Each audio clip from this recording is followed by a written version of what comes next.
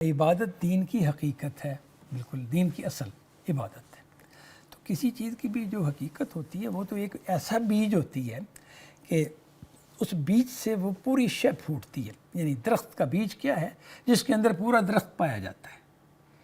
جو ہی وہ بیج پھولے پھلے گا، آگے بڑھے گا تو درخت نمودار ہو جائے گا۔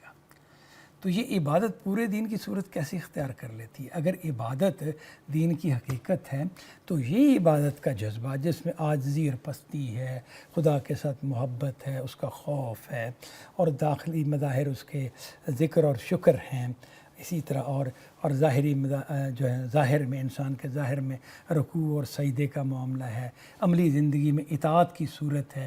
تو اب یہ جو شکلیں ہیں یہ پورا دین کیسے بن جاتی ہیں؟ عبادت کا یہ جذبہ، یہ اس سوال کا جواب آگے ہم دیکھتے ہیں کہ اللہ اور بندے کے درمیان عبد و معبود کے اس تعلق کے لیے یہ عبادت جب اپنی اساسات یعنی بنیادیں متعین کرتی، مراسم طے کرتی، مراسم ریچولز، اور دنیا میں اس تعلق کے تقاضوں کو پورا کرنے کے لیے حدود و قیود یعنی کہ لمیٹیشن اینڈ کنڈیشن مقرر کرتی ہے، تو قرآن کی زبان میں اسے دین سے تعبیر کیا جاتا ہے۔ یہ ایک پیراگراف تھوڑا سا مشکل تھا، تو میں نے اس کو کوشش تو کی ہے سوال میں اس کی حقیقت واضح کرنے کی۔ مزید اس کی ہم تفصیل دیکھ لیتے ہیں۔ دوبارہ میں اب یہ الفاظ پڑھ رہا ہوں جو غامدی صاحب کے الفاظ ہیں۔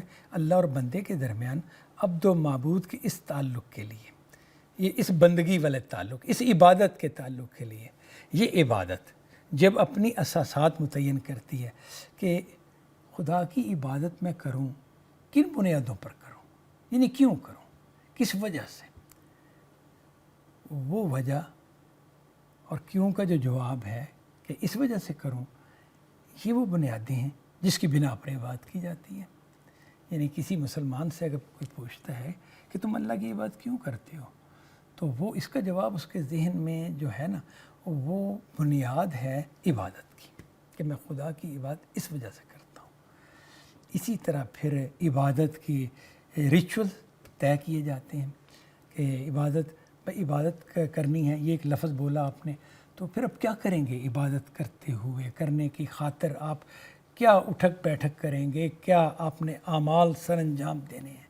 وہ اعمال جو ہیں وہ مراسم یعنی رسوم کہلائیں گی، دینی رسوم، تو انہیں کو ریچولز کہتے ہیں۔ تو دنیا میں اور پھر ایک اور بات کہ دنیا میں اس تعلق کے تقاضوں کو، اس تعلق سے مراد عبادت والا تعلق کے تقاضوں کو پورا کرنے کے لیے حدود و قیود مقرر کرتی ہے۔ حدود و قیود سے مراد ہے لمیٹیشن اینڈ کنڈیشنز، کہ لمیٹیشن آپ محدود رہیں گے، یہ حدود ہوگی، اور قیود قیدیں، تو مراد کیا ہے کہ کنڈیشنز کچھ شرائط ہیں جو آپ کو پوری کرنی ہے، اس کے بغیر وہ بات وہ عمل نہیں واقع ہوگا۔ جیسے نا وضو شرط ہے نماز کی، اگر آپ کہیں کہ وضو کے بغیر میں نماز پڑھ لیں تو نماز تو خدا کیا کہ قیام، رکوع اور سجدہ اس طرح سے ہے نا، تو میں وضو کی کیا ضرورت ہے؟ نہیں، وہ شرط ہے اس کی، یعنی وہ طہارت حاصل کرنی شرط ہے، تو یہ کنڈیشن ہے اس کے۔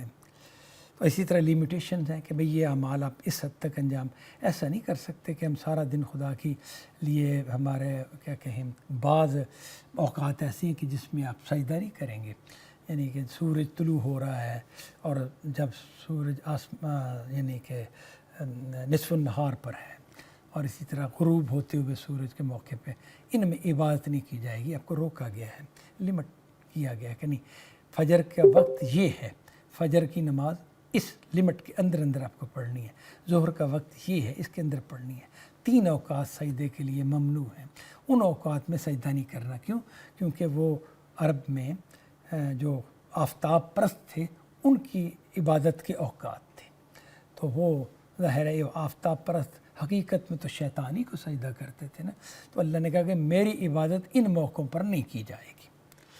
تو اس طرح سے میں لمٹ اور کنڈیشنز کی وضاحت کی ہے۔ تو جب یہ عبادت کچھ ریچولز بناتی ہے اپنے لیے اور کچھ لمٹ اور کنڈیشن مقرر کرتی ہے، تو پھر قرآن کی زبان میں اسے دین سے تعبیر کیا جاتا ہے۔